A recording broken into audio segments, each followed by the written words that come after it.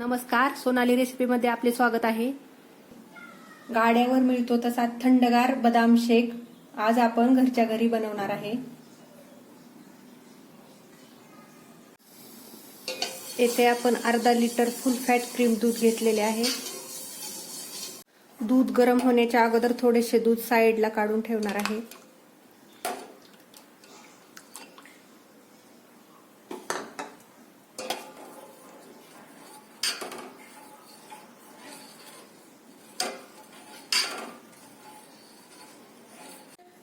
अर्धा लिटर दुधासाठी 10 ते 12 बदाम रात्रभर भिजत ठेवून त्याची साल काढून घेतलेली आहेत आणि ते मिक्सरमध्ये बारीक करून घेणार आहे। यामध्ये थोडेसे दूध घालून बारीक करायचे आहे।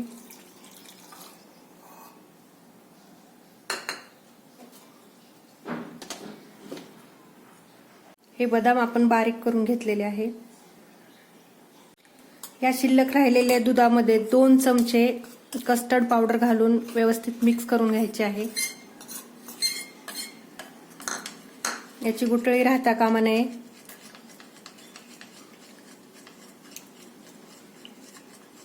व्हॅनिला फ्लेवरची कस्टर्ड पावडर आहे।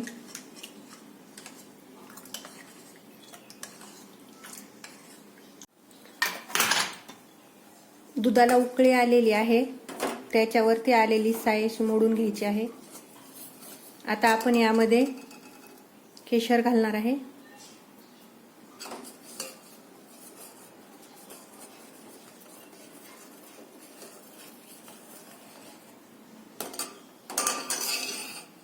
यामध्ये 5 टेबलस्पून साखर,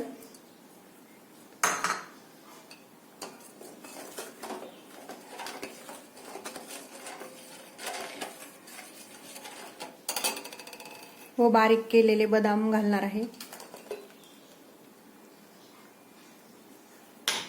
हे व्यवस्थित मिक्स करून घ्यायचे आहे।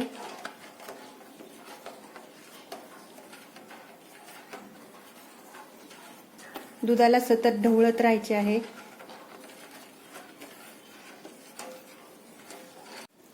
यामध्ये आपण दुधामध्ये मिक्स केलेली कस्टर्ड पावडर घालणार आहे।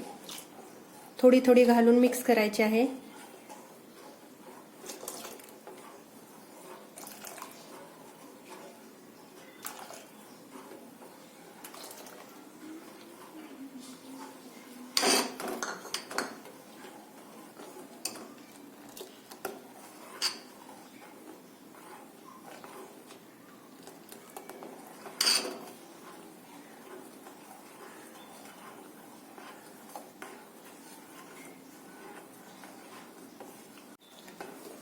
दुधाला सतत ढवळत राहावे, दाटसरपणा येईपर्यंत ढवळत राहावे, नाहीतर बुडाला चिटकण्याची शक्यता असते।